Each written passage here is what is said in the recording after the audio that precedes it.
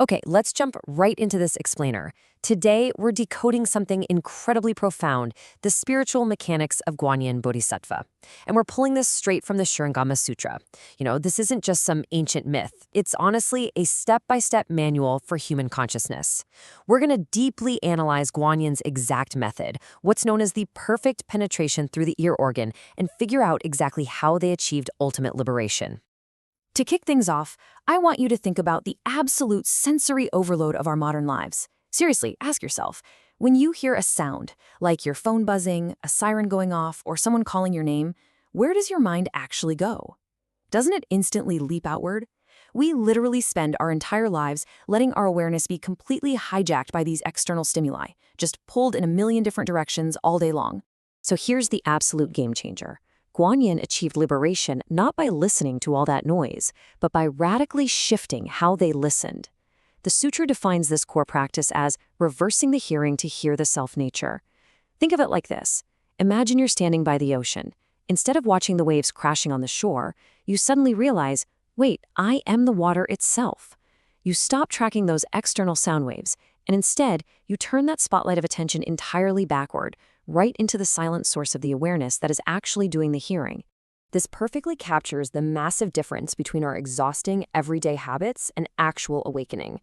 On one hand, you have ordinary beings. The sutra says we basically chase external sounds and flow endlessly in the cycle of rebirth. We're kind of slaves to the noise, right?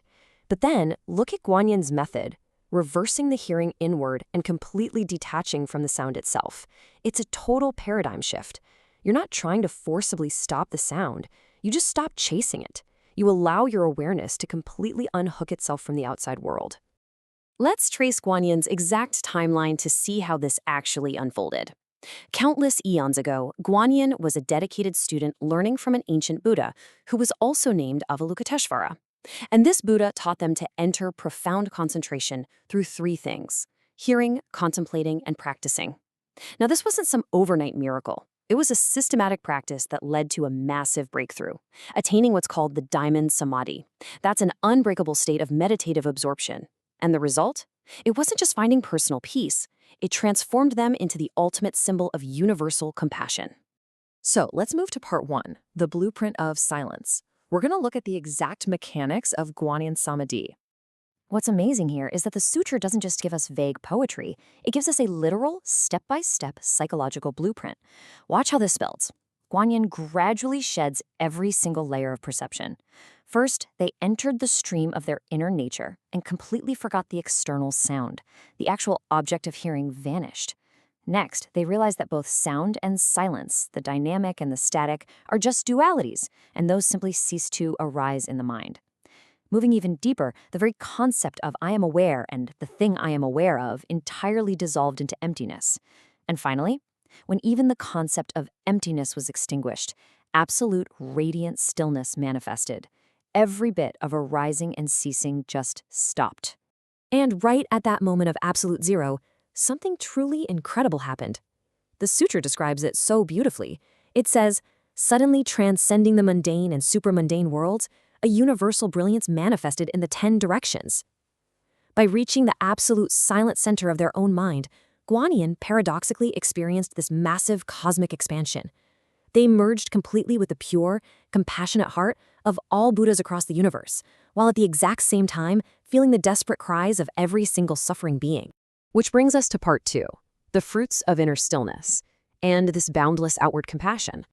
You see, it's exactly this profound inner silence that gave birth to an unstoppable, universe-spanning ability to actually help others. Because Guanyin emptied themselves of any fixed ego or identity, they basically became a flawless mirror for the universe. The sutra lists 32 distinct forms that Guanyin can perfectly assume. If someone needs a Buddha to reach enlightenment, Guanyin appears as a Buddha. If a society needs a just heavenly king, well, they appear as a king. They can appear as monks, nuns, laypeople, or even non-human beings like dragons and spirits. They literally become whatever is necessary to speak the right truth at the right time to the right being. But it doesn't stop there. This complete realization allowed Guanyin to grant 14 kinds of absolute fearlessness to the world. By unhooking from the illusion of the physical world, they gained miraculous power over it. We're talking protection from raging physical disasters like fire and flood, safety from spiritual attacks by ghosts or demons, even immunity to deadly weapons. The text literally describes blades shattering like ice. But perhaps the most profound part, and definitely the most relevant to us, is that this power eradicates our own toxic internal poisons, our deep-rooted lust, our explosive anger, and our heavy ignorance. To really put the sheer scale of this power into perspective, the sutra gives us this mind-bending mathematical comparison. It states that just reciting and holding on to the single name of Guanyin generates the exact same merit as worshiping a multitude of other bodhisattvas. How many, you ask? 62 times the number of sand grains in the Ganges River. It's wild. But it makes sense because Guanyin completely penetrated the fundamental root of reality. So connecting with them connects you to the whole of it. Moving on to part 3, the foundation of practice. Let's look at the 4 clear instructions on purity kumama. Now, you might be sitting there thinking, okay, I'm gonna go sit in a quiet room and reverse my hearing right now. But before we even attempt this high-level meditation, the Buddha lays out a really stark warning known as the 3 studies. It is a strict sequence. Step 1 is gathering the mind into precepts, which means strict moral discipline. Step 2, only from those precepts can true samadhi or deep concentration arise. And step 3, only from that samadhi does true liberating wisdom emerge. Guys, you absolutely cannot skip step 1. Without a rock-solid foundation of moral discipline, achieving Guanyin state is just impossible. To make this completely crystal clear, the Buddha details the 4 clear instructions on purity. A practitioner must absolutely sever lust, killing, stealing, and false speech. And the Buddha uses this brilliant, unforgettable metaphor here. He explicitly warns that trying to achieve perfect samadhi while your mind is still clouded by lust, violence, or deceit is like trying to cook sand and expecting it to turn into rice. Think about it. You could cook that sand for 1,000 eons, but at the end of the day, it will only ever be hot sand. You have to start with the right ingredients, a pure mind, if you ever want the result of enlightenment. Finally, part 4, Manjushri's verdict, and why this is the perfect vehicle for the Saha world. Returning to the climax of the sutra, the Buddha asks Manjushri Bodhisattva to evaluate all the different methods for ordinary people in our specific universe. And Manjushri delivers this breathtakingly poetic verdict. He says, in this realm, the true essence of teaching resides in the purity of hearing. He concludes that for the beings of our specific chaotic world, what Buddhists call the Saha world, the ear organ is the undisputed master key to awakening. It's simply the most accessible, most potent door we have. Manjushri logically breaks down exactly why hearing is so superior. Just think about it. Our vision is easily blocked by a simple piece of paper or a wall, right?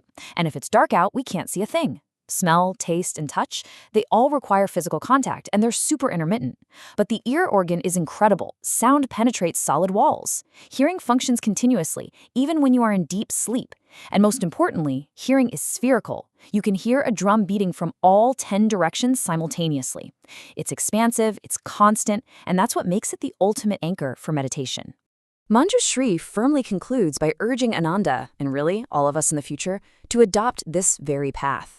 He confirms that reversing the hearing, turning the mechanism that listens outward, backward, onto the very source of hearing itself, is the exact same gateway through which all past Buddhas reached nirvana.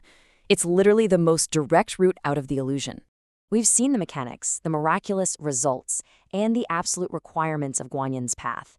So I leave you with this final thought to ponder as you step back into your noisy day. When that next notification dings or the next distraction calls your name, are you going to continue to endlessly chase the noise of the world, or will you take a breath, reverse your hearing, and discover the radiant, silent brilliance that is already perfectly still inside you?